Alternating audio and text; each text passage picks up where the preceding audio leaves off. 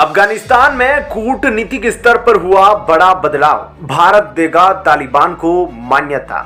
पिछले साल तक जिस अफगानिस्तान का डर भारत को था, आज उसी अफगानिस्तान ने करा पाकिस्तान में बड़ा कांड। अफगानिस्तान में पाकिस्तान के राजदूत को ठोका तालिबान ने, कुछ ना कर सका पाकिस्तान। चीन पाकिस्तान को पीछे छोड़कर एक बार फिर अफगानिस्तान में भारत ने करी जबरदस्त वापसी।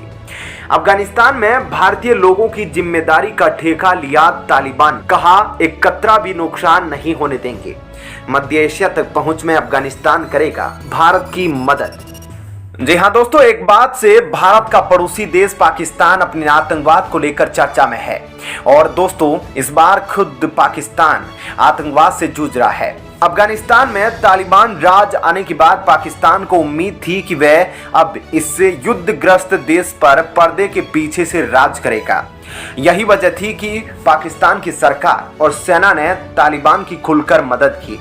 हालांकि अफगानिस्तान में तालिबान राज आने के बाद एक साल बाद हालात बहुत खराब हो गए और एक तरफ अफगान सीमा पर जहां पाकिस्तान और तालिबान के बीच जंग जैसे हालात हैं, तो वहीं राजधानी काबुल में पाकिस्तानी राजदूत को जान से मारने की कोशिश हुई है। जी हां दोस्तों, शुक्रवार को अफगानिस्तान की राजधानी काबुल स्थित पाकिस्तान के दूतावास पर आतंकी हमला हुआ था।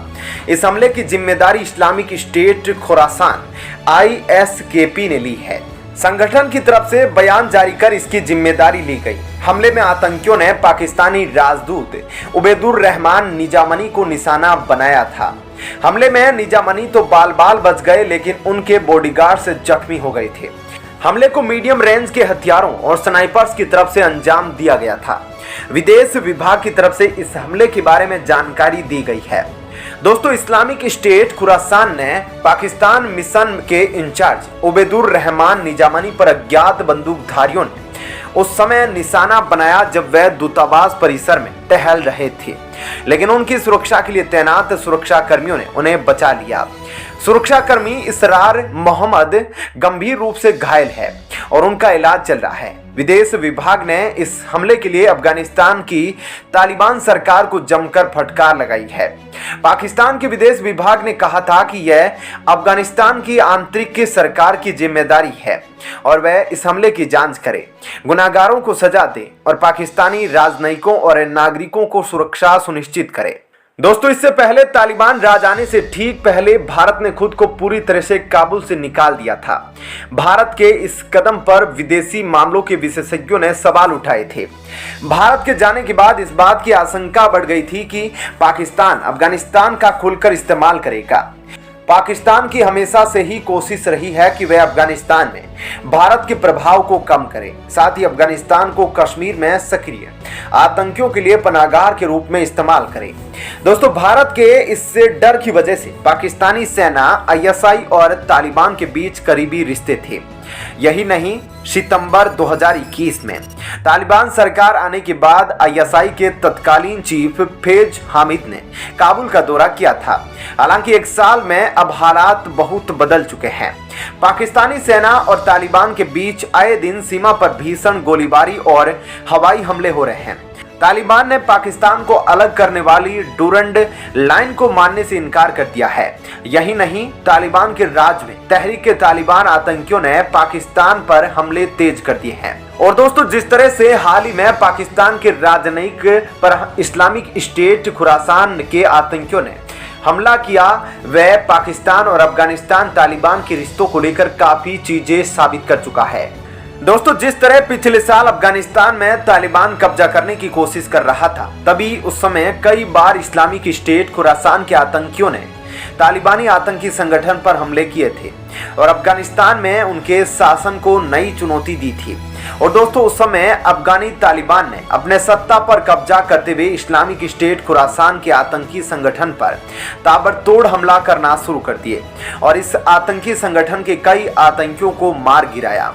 लेकिन दोस्तों, जिस तरह से बीते शुक्रवार को अफगानिस्तान में पाकिस्तान के राजनयिक पर आत्मघाती हमला हुआ था, वह भी तालिबान की सत्ता में इस्लामिक स्टेट खुरासान के आतंकी संगठनों द्वारा। यह सभी बातें एक बात स्पष्ट करती है कि यह दोनों आतंकी संगठन मिलकर पाकिस्तान और चीन को अच्छा पागल बना रहे हैं। क्योंकि दोस्तों एक बार फिर अफगानिस्तान में भारत ने जबरदस्त एंट्री मारी है। जी हाँ दोस्तों, टीटीपी के अफगानिस्तान में 4000 आतंकी सक्रिय हैं। टीटीपी और पाकिस्तानी सेना के बीच तालिबान की मध्यस्थता से हुआ शांति समझौता भी टूट गया है। टीटीपी ने फिर से खून बहाना शुरू कर दिया है। कहा यह भी जा रहा है कि टीटीपी ने इस्लामिक स्टेट खुरासान प्रांत से हाथ मिला लिया है। इसी आईएस ने काबुल में पाकिस्तानी राजदूत को मारने की कोशिश की है। तालिबान राज आने के बाद पाकिस्तान में हमलों में 50% की तेजी आई है। वहीं भारत की अभी अफगानिस्तान में मौजूदगी एक संवेदनशील मामला है। भारत ने अभी तक तकनीकी टीम को ही भेजा है। पाकिस्तान का करीबी तालिबानी गृह मंत्री सिराजुद्दीन हक्कानी भी कह चुका है कि वह भारत विरोधी तत्वों के खिलाफ तगड़ा एक्शन लेगा। भारत ने अफगानिस्तान की जनता के लिए बड़े पैमाने पर गेहूं भेजा है। और दोस्तों, इसके अलावा भारत ने जरूरतमंद लोगों के लिए दवाएं और भेजी है। जब अफगानिस्तान में भयंकर भूकंप और प्राकृतिक आपदा आई थी दोस्तों, तालिबान की तरफ से साफ तौर पर पाकिस्तान को लेकर अन्य आतंकी संगठनों को कह दिया गया है कि अगर किसी ने भी अफगानिस्तान में भारत के द्वारा चलाए जा रहे प्रोजेक्ट पर कार्य कर रहे लोगों या भारतीय प्रोजेक्ट को नुकसान पहुंचाने की कोशिश की तो उसका अंजाम बहुत बुरा होगा। और दोस्तों, इसको देखते हुए एक बार फिर अफगानिस्तान में भारत विकास परियोजनाओं को फिर से शुरू करने जा रहा है। विशेषज्ञों का कहना है कि भारत की स्थिति अच्छी है, लेकिन उसे सफलतापूर्वक कदम उठाने होंगे। और दोस्तों, इस बीच भारत बहुत तेजी से तालिबान सरकार से भी अपनी पकड़ को फिर से मजबूत कर चुका है। यही नहीं, भारत के हरी झंडी दिखाने के बाद अब जापान भी अफगानिस्तान में दूतावास खोलने जा रहा है। दोस्तों, हिंदुस्तान टाइम्स की रिपोर्ट के मुताबिक जापान ने इस साल जब अफगानिस्तान में फिर से दूतावास खोलने का विचार शुरू किया गया था, तब उसने भारत से सलाह ली थी ताकि जमीनी हालात की सटीक जानकारी ली जा सके। भारत ने इस साल जून 2022 में ही अपने दूतावास को सीमित रूप से खोल दिया था। भारत की सलाह के बाद जापान ने भी अपनी योजना को आगे बढ़ाया और 21 अक्टूबर को इसका ऐलान कर दिया। रिपोर्ट के मुताबिक यह बताता है कि भारत ने एक बार फिर से तालिबान राज में भी अफगानिस्तान में अपनी स्थिति को मजबूत कर लिया है। दोस्तों, भारत ने इसी कदम के लिए अब अफगानिस्तान भारत के लिए जान देने के लिए तैयार है, क्योंकि दोस्तों अफगानिस्तान में तालिबान के राज को मान्यता देने के लिए अब बातें उठने लगी है। क्योंकि अब जिस तरह से भारत अपनी राजनीतिक और कूटनीतिक पकड़ अफगानिस्तान में बना रहा है, उससे दूसरे देशों का हौसला मिल रहा है। और दोस्तों, चूंकि भारत की पूरे विश्व में काफी ज्यादा इज्जत है और सभी देश भारत की बात मानते हैं, इसलिए वर्तमान में भारत मध्य एशिया में दूसरे देशों को लीड कर रहा है। जहां भारत अफगानिस्तान में तालिबानी राज पर बारीकी से नजर रख रहा है। और दोस्तों, अब हालात तो यहां तक हो गए हैं कि पाकिस्तान और चीन के प्लान अब फेल होते नजर आ रहे हैं। क्योंकि दोस्तों, एक महीने पहले जिस तरह से चीन ने अफगानिस्तान को चीन पाकिस्तान इकोनॉमिक कॉरिडोर में शामिल करने की कोशिश करी, उसको देखते हुए जिस तरह से अफगानी तालिबान चीन और पाकिस्तान को सबक सिखा रहा है, उसको देखते हुए पूरे हालात बदल गए हैं। जहां पिछले साल जो समीकरण दिख रहे थे, चीन पाकिस्तान और अफगानिस्तान में तालिबान की तिकड़ी भारत को बड़ा नुकसान पहुंचाने में लगी है, वह अब समीकरण पूरे बदल गए हैं। और हालात यहां तक हो गए हैं कि भारत के साथ तो अफगानी तालिबान का 36 का आंकड़ा चल रहा है और चीन के साथ तो तालिबान के तेवर तीखे ही चल रहे हैं, खासकर बढ़ते हुए आतंकवाद को लेकर, जिसमें ईस्ट तुर्कमेनिस्तान इस्लामिक संगठन, जिसने चीन की कम्युनिस्ट पार्टी से लेकर शी जिनपिंग भी पंगा लेने से डरता है।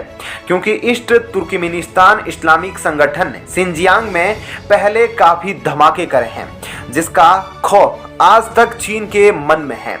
ऐसे में आपका इस खबर पर क्या कहना है, जरूर बताएं। धन्यवाद।